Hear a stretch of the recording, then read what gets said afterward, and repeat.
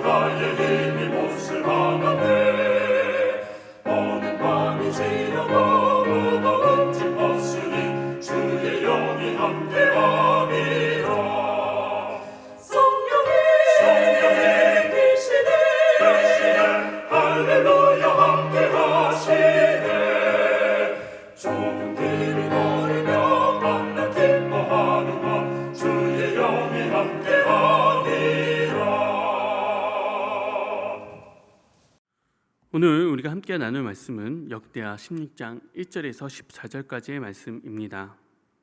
아사 왕 제36년에 이스라엘 왕 바아사가 유다를 치러 올라와서 라마를 건축하여 사람들을 유다 왕 아사에게 왕래하지 못하게 하려 한지라. 아사가 여호와의 전 곳간과 왕궁 곳간에 은금을 내어다가 다메섹에 사는 아람 왕 벤하닷에게 보내며 이르되 내 아버지와 당신의 아버지 사이에와 같이 나와 당신 사이에 약조하자.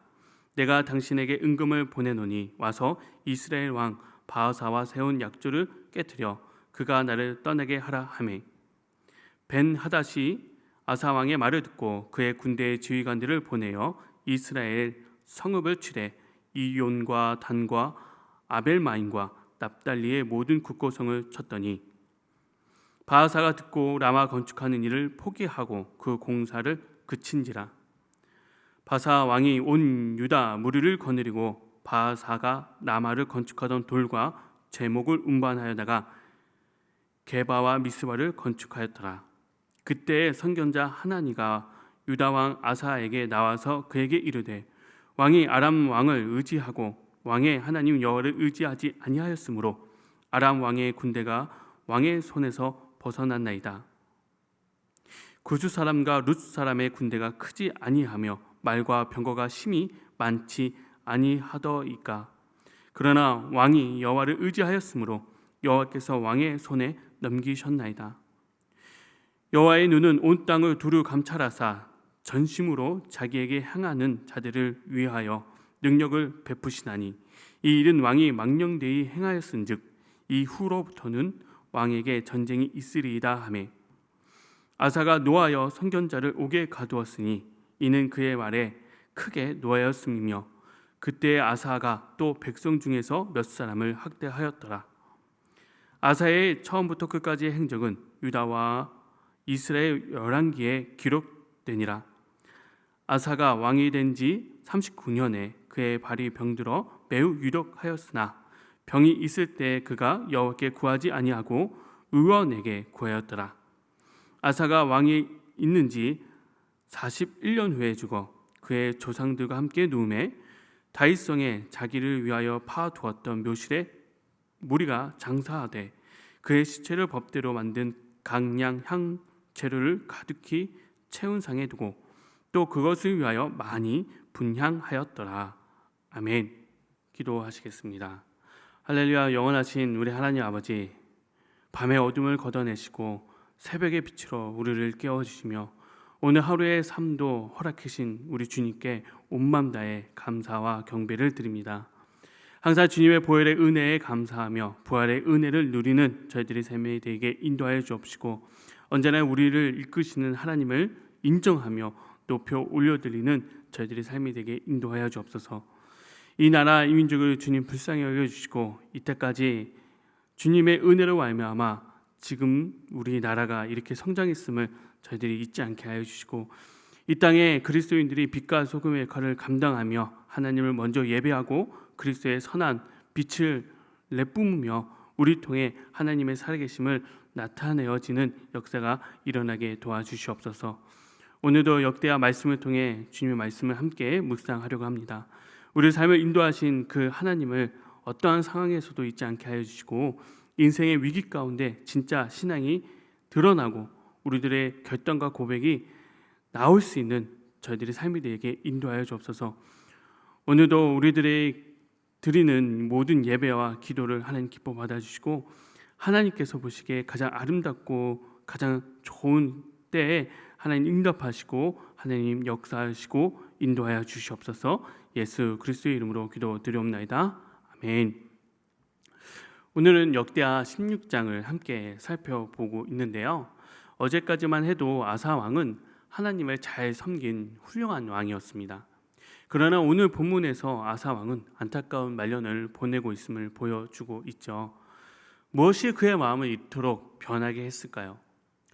먼저 그의 어제 살펴본 바와 같이 아사 왕은 나라의 위협 앞에 하나님을 의지하지 않는 왕이었고 자기 어머니마저 폐위시킬 정도로 우상을 부수고 하나님께 예물을 바칠 수 있는 사람이었습니다. 그렇게 35년이라는 세월이 흘렀죠. 그리고 오늘 본문 36년이 된 해에 또 나라의 위기가 닥쳤습니다. 바로 북이스라엘 바하사 왕이 유다를 치러 올라와 라마를 건축하였다는 것입니다. 다른 번역본에 살펴보면 예루살렘 북쪽에 약 8km 지점에 있는 곳에 라마라는 곳이 있는데 이곳에 요새를 구축했다라는 것입니다. 북이스라엘 왕 바하사는 이세갈 지파 군대 장수 출신으로 이스라엘의 2대 왕인 나답을 반란으로 일으켜 죽이고 우상 숭배와 금송아지 숭배로 여호와 보시기에 악한 왕이었습니다. 그에 반해 아사 왕은 우상을 척결하고 구체적인 안정으로 유다가 점점 강해지고 또 특별히 남유다에 있는 이 예루살렘 성전으로 사람들이 자꾸 넘어가서 제사를 들어가는 것이 못마땅했던 것입니다. 그래서 북이스라엘 입장에서는 남유다가 좋을 리가 없고 넘어가는 이 교통에 있는 이 라마에 요새를 지으면서 그 가는 길을 차단하려고 했던 것입니다. 상황이 이렇게 되니 이 아사 왕은 뭔가 조치를 취해야겠다라는 생각을 했던 것이죠. 그런데 그 조치는 우리가 함께 말씀을 읽었던 2절 말씀처럼 아사가 여호와의 전 곡간과 왕궁 곡간에 은금을 내어다가 다메섹에 사는 아람 왕 벤하닷에게 보내어 이르되 바로 15장 18절에는 그가 또 그의 아버지가 구별한 물건과 자기가 구별한 물건 곧 은과 금과 그릇을 하나님 전에 드렸더니, 이렇게 하나님께 드린 이 은과 금을 빼다가 아람 왕에게 보내는 것이었습니다. 성경에는 기록되지 않았지만 아주 오래전 아람 왕 아버지와 아사 왕 아버지가 평화 조약을 맺은 것을 근거로 북이스라엘을 쳐달라는 이야기를 하면서 말이죠, 일종의 군사 지원 요청을 한 것입니다. 생각해보면 본인 나라에 일어난 위협인데 아사 왕은 가장 쉬운 또 편리한 방법으로 북이스라엘에 가까운 강대국인 이 아람에 사절장을 보내서 명분을 주고 군사 요청으로 이 문제를 해결하라고 한 것이죠. 아람 왕 입장에서는 돈도 받고 북이스라엘을 쳐들어가면 또 얻을 수 있는 다양한 이점을 위해서 쳐들어간 것이죠. 이온을 치고 단 아벨마임을 정념하고 국고성 보물을 보관해 두는 납달리까지 정념하게 됩니다. 그러자 하나님의 선견자 하나니가 와서 왜 아람 왕을 의지하고 하나님을 의지하지 않았냐라고 하나님이 메시지를 보내게 됩니다. 역대하 16장 9절인데요. 여호와의 눈은 온 땅을 두루 감찰하사 전심으로 자기에게 향하는 자들을 위하여 능력을 베푸시나니 이 일은 왕이 망령되이 행하였은즉 이후부터는 왕에게 전쟁이 있으리이다 하매. 우리는 역대하 14장을 통해 아사 왕 즉위 14년째 되던 해 구스 사람이 쳐들어왔던 이야기를 읽어봤습니다. 너무나도 위급하고 도저히 상대가 안 되는 전력으로 쳐들어온 이 구스 군대 앞에 아사 왕은 하나님만 의지했었죠. 엄청난 전쟁의 승리 앞에서 아사 왕은 승리에 취하지 않고 오직 하나님께 영광 돌리며 마음을 다해 여호와 하나님을 따르기로 약속했던 사람입니다. 그러나 그 긴 세월 다시 찾아온 나라의 위기 앞에 아사 왕은 하나님을 찾기보다 가장 쉬운 선택을 하고 만 것입니다. 그리고 지금은 하나님이 주시는 회개의 기회를 박탈하고 선견자를 옥에 가두는 망행까지 저지르고 말았습니다. 그리고 그의 분노는 선견자를 넘어 다른 백성들에게까지 향하고 맙니다. 세계의 성인이라고 하죠. 소크라테스의 명언, 너 자신을 알라. 사실 나 자신을 내가 아는 것은 정말 쉽지 않은 일입니다.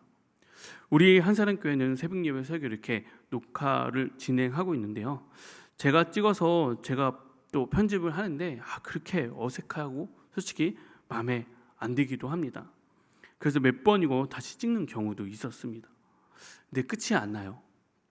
그냥 아쉽지만 가는 거죠. 보통의 사람들은 본인의 모습을 보고 본인의 목소리를 자기가 들으면 참 이상해합니다. 어색한 거죠. 겨울을 보고 내 목소리 내가 말하면서 듣는다 하더라도 제3자 입장에서 누군가가 나를 보는 것이 쉽지 않은 일이기 때문에 이렇게 카메라를 두고 이렇게 찍은 내 목소리와 내 모습을 보면 어색한 것입니다. 나 자신을 제3자 입장에서 스스로를 이렇게 본다, 쉽지 않은 것이죠. 그리스도인들의 우리는 신앙의 눈으로 나 자신을 봐야 합니다. 그래서 십자가 앞에서 내 자신을 봐야 되는 것이죠. 만약 아사 왕이 말씀 앞에서 자기 스스로를 돌아볼 줄 알았다면, 적어도 20여 년 전 여호와 앞에 약속하며 오직 여호와만 따르기로 했다는 것을 보았다면 결과가 달라질지도 모르겠습니다. 그러나 오랜 세월 태평성대로 살아왔던 아사 왕은 자신의 외교적 정치의 노하우만 믿고 또 자기가 생각한 그 방법을 믿고 성전에 있던 금과 은을 빼내어서 다른 사람을 의지하는 사람으로 바뀌고 말았던 것이죠. 무엇이 그를 그렇게 변하게 했을까요? 오랜 평화 시절 때문에? 아니면 자신이 지켜야 할 가족들 때문에? 자신이 지켜야 할 나라와 민족 때문에, 자신이 지켜야 할 이 권력 때문에, 결국 자기 때문에, 결국 그의 인생의 마지막은 병들어 죽게 되는데 끝까지 여호와께 구하기보다 의원들을 찾아 돌며 그의 생을 마감하게 됩니다. 오늘 우리는 우리들의 삶이 어떤 모습으로 살아가고 있는지 돌아봐야 합니다.